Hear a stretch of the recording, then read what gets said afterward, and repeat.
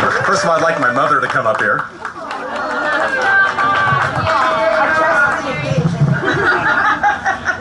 Hi, son.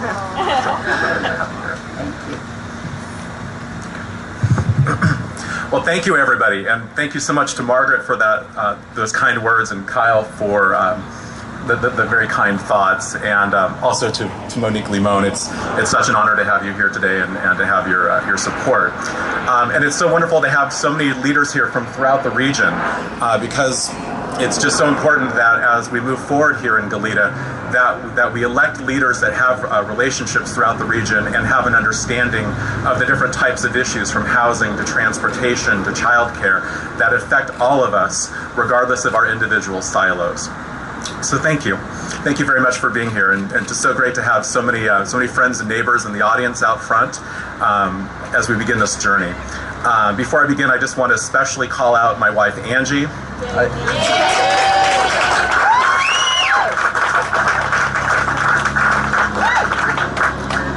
And again, my mother. It's so wonderful to have you here.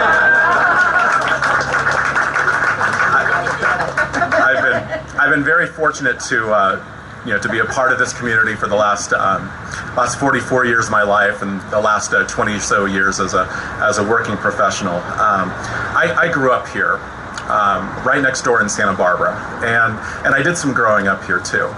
And the people that I got to know and the mentors that I had really gave me an opportunity to grow, to develop, to evolve, and to really become a whole person, and someone that understands that you can't just look at individuals on a micro level, you have to also look at a macro level.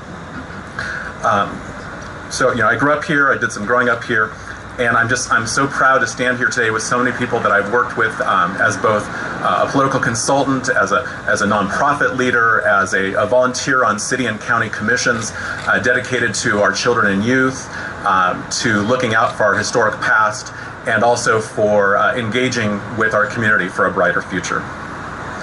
And now I'm asking all of you, to trust me with helping to shape Goleta's future, just as I've helped to help these folks behind me begin their records of public service, or to add to their records of public service. And it's a big ask. The issues that affect Goleta's future are important, and I think the future is so bright, and so I'm just so happy to have all of you here with me today.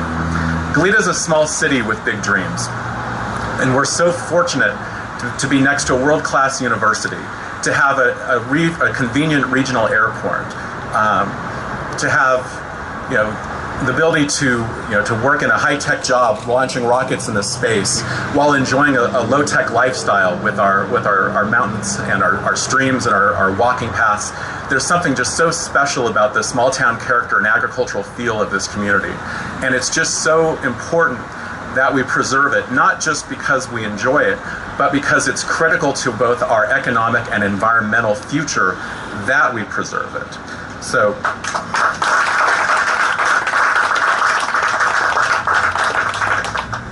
but that future will only be possible if we have the wisdom to plan and the courage to change. And I'm someone that's committed to slowing down unsustainable growth that threatens our future, to ensuring that we live within our natural resources, whether it's water or any other resources, investing in our young people so that we can compete and they can prosper, and supporting public health and safety, which is so vital to our future. I'm not someone who is what you might call no growth. But lately, I have to tell you, what we're experiencing out here feels more like, whoa, growth. There's been a lot of change out here. There's been a lot of changes. And what I propose is that we just simply pause, catch our breath, and then plan for what's right for our community. A balanced approach to create a sustainable future. And we're going to need some housing. Housing that's affordable, built by locally hired, well-trained workers making an honest wage. So that's important that we say that too. Even as we work to preserve our environment, we can't lose sight of that. Now, when I think about the future, I sometimes focus on issues that don't always get the attention they deserve. And one of those is childcare and daycare. As someone who grew up needing it sometimes, I know this issue is important. The cost of childcare, daycare, or this time of year, summer day camps, is a real burden on families. It eats up their income. It affects their decisions about housing, where to live, whether to stay in the community they grew up in, whether to stay here after finishing college, or whether they should start a business here or try and pick up and start someplace else.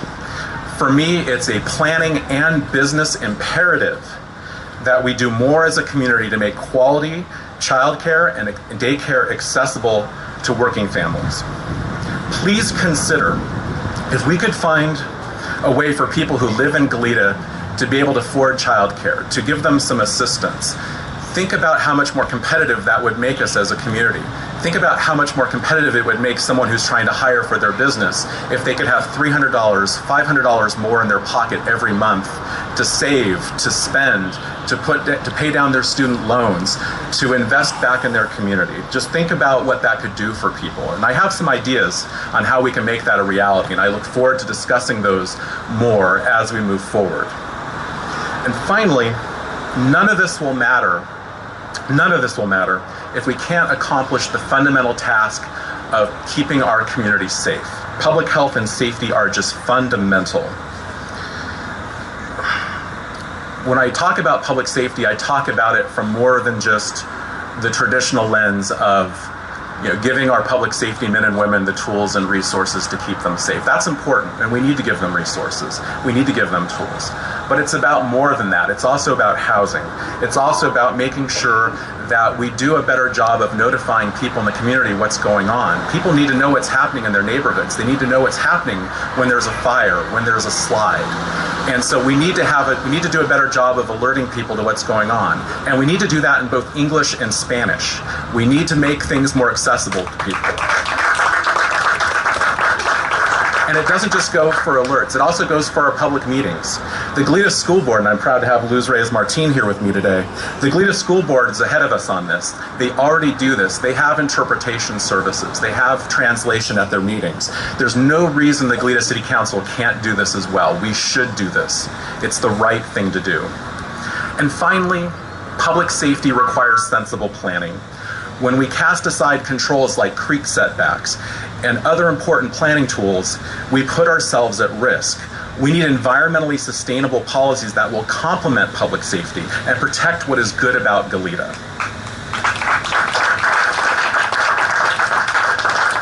Let me close by saying this. I'm from this community and I'm for this community. And together, for all of us, we will keep Goleta the good land.